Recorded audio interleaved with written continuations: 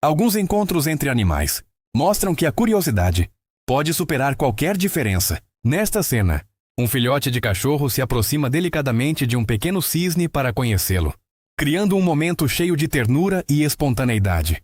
A forma calma como ambos interagem transmite uma sensação de confiança e desperta um sorriso em quem acompanha a cena, provando que gestos simples podem emocionar milhões de pessoas.